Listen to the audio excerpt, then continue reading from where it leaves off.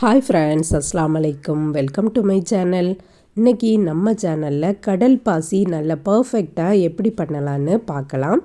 அதுக்கு முன்னாடி நம்ம சேனலை சப்ஸ்கிரைப் பண்ணாதவங்க சப்ஸ்கிரைப் பண்ணிடுங்க. பக்கத்தில் இருக்கக்கூடிய பெல் ஐக்கானையும் கிளிக் பண்ணிடுங்க.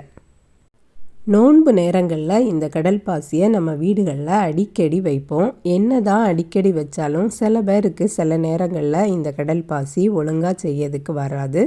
அவங்களுக்கு இந்த வீடியோ நல்ல ஒரு யூஸ்ஃபுல்லாகிட்டு இருக்கும். நான் எப்போவுமே கடல் பாசியை சின்ன சின்னதாக கட் பண்ணி மிக்சர் ஜாரில் போட்டு பொடிச்சு வச்சுருப்பேன். அதுதான் எனக்கு ஈஸியாகிட்டு இருக்கும். 1 கப்பு தண்ணீரை இந்த பாத்திரத்தில் எடுத்திருக்கேன். மெஷர்மெண்ட் கப்பு எல்லா வீடுகள்லையுமே இப்போ இருக்கும். இது மெஷர்மெண்ட்லேயே லாஸ்ட்டாக இருக்கக்கூடிய கப்பு 30 மில்லின்னு போட்டிருக்கோம். அதில் தான் நான் கடல் பாசியை பவுடர் பண்ணி வச்சுருக்கிறதுலேருந்து எடுத்து போட்டிருக்கேன்.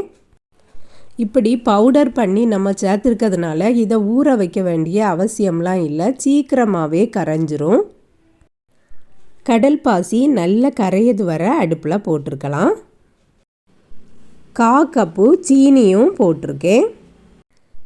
தேங்காய் பால் சேர்த்து தான் இந்த கடல் பாசியை நான் வைக்க போகிறேன். அதனால் 1 கப்பு தண்ணீரில் இந்த கடல் பாசியை காய்ச்சிட்ருக்கேன். இனி 1 கப்பு திக்கான தேங்காய் பால் எடுத்து வச்சுருக்கேன். அதை நான் லாஸ்ட்டு ஊற்றிடுவேன்.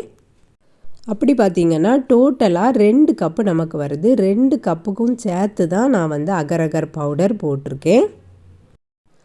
வயிற்றுக்கு நல்லது அப்படிங்கிறதுக்காக வேண்டி தான் இதை நம்ம நோன்பு நேரங்களில் அடிக்கடி வைக்கிறோம். கடல் பாசி பவுடர் எல்லாமே நல்லா மெல்ட் ஆயாச்சு. இனி நம்ம அடுப்பை ஆஃப் பண்ணிவிட்டு 1 கப்பு தேங்காய் பாலை ஊற்றிடலாம். தேங்காய் பாலுக்கு பதிலாக நீங்கள் கவர் பால் கூட ஆட் பண்ணணுன்னா ஆட் பண்ணிக்கிடலாம். சீனி நம்ம ஏற்கனவே போட்டாச்சு. இதை இப்போ நல்லா மிக்ஸ் பண்ணிவிட்டு எந்த பாத்திரத்தில் ஊற்றி வைக்க போகிறோமோ அதில் ஊற்றிடலாம். இது தேங்காய் பால் ஊற்றி வச்சுருக்கிறதுனால இதுவே நமக்கு 2 லேயராக வந்துடும். எப்படின்னா அந்த தண்ணீர் கீழேயும் பால் திக்காட்டு மேலேயும் வந்துடும். நான் 2 பாத்திரத்தில் ஊற்றி வச்சுருக்கேன். இனி மறுபடியும் நான் தண்ணீரில் ரூஹ் ஆஃப்ஸா சிரப் ஊற்றி காய்ச்ச போகிறேன். பாத்திரத்தில் 1 கப்பு தண்ணீர் ஊற்றிருக்கேன். இது நான் 1 கப்பு தான் வைக்க போகிறேன். அதனால் நான் பாதி அகரகர் பவுடர் எடுத்திருக்கேன். அதே ஸ்பூனில் பாதி தான் எடுத்திருக்கேன். அகரகர் பவுடர் நல்ல கரையட்டும். இதுக்கு நான் சீனி ஆட் பண்ண போகிறதில்ல. ஏன்னா ரூஹ் ஆஃப்ஸா சிரப்பில் நல்ல இனிப்பு இருக்கும். அதனால் நான் அதையே தான் ஆட் பண்ண போகிறேன். 1 டேபிள் ஸ்பூன் ரூஹ் ஆஃப்ஸா சிரப் ஊற்றிடலாம். இது ஃப்ரிட்ஜில் வச்சதுனால நல்ல திக்காட்டு இருக்குது. கலரும் தேவையில்லை, அதில் இருக்கக்கூடிய அதே கலர் நமக்கு கிடச்சிரும். அகரகர் பவுடர் மெல்ட் ஆனதுக்கு அப்புறமா நம்ம அடுப்பை ஆஃப் பண்ணிடலாம். ஏற்கனவே நம்ம தேங்காய் பால் ஊற்றி வச்சுருக்கிறது லைட்டாக நமக்கு செட் ஆகிருக்கும். அந்த செட் ஆகுதுக்கு மேலேயே நம்ம இதை ஊற்றிடணும். நல்ல செட் ஆகிட்டுனா நமக்கு 2 லேயர் ஒட்டி வராது, பிரிஞ்சே தான் வரும்.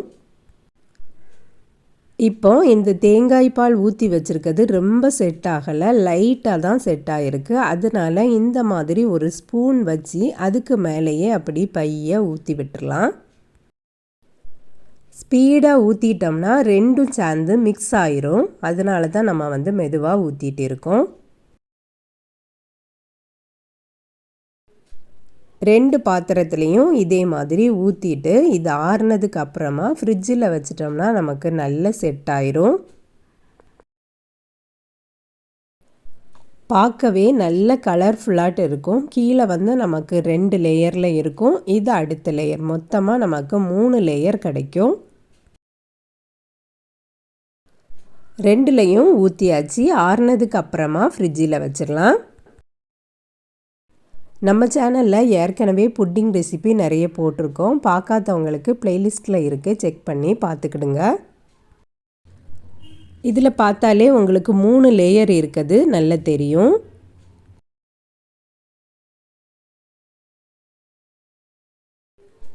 நல்ல செட் ஆயாச்சு. இனி நம்ம டீமோல்டு பண்ணிடலாம். நான் சொன்ன அளவை நீங்கள் அப்படியே போட்டிங்கன்னா நல்ல சூப்பராக வரும்.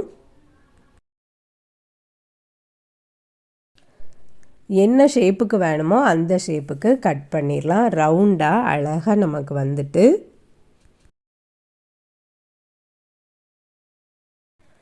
கட் பண்ணுறத பார்த்தாலே தெரியும், நல்ல சூப்பராக வந்திருக்கு. அந்த ஷேப்பும் பார்த்திங்கன்னா 3 லேயர் ஒட்டியே தான் இருக்குது, பிரியவே இல்லை. நீங்கள் நல்லா செட் ஆனதுக்கு அப்புறமா ஊற்றினீங்கன்னா அது பிரிஞ்சு பிரிஞ்சு தான் வரும். இந்த மாதிரி லைட்டாக செட் ஆனதும் ஊற்றினா தான் கரெக்டாக வரும். நல்ல கலர்ஃபுல்லான அகரகர் புட்டிங் ரெடி ஆகிட்டு, நீங்களும் இதே மாதிரியே ட்ரை பண்ணி பாருங்கள் ஃப்ரெண்ட்ஸ். இந்த வீடியோ பிடிச்சிருந்தா லைக் பண்ணுங்கள், ஷேர் பண்ணுங்கள். நம்ம சேனலை இது வரைக்கும் சப்ஸ்கிரைப் பண்ணலைன்னா சப்ஸ்கிரைப் பண்ணிடுங்க. நெக்ஸ்ட் வீடியோவில் வேறு ஒரு ரெசிப்பியில் சந்திக்கிறேன். அஸ்ஸலாமு அலைக்கும்.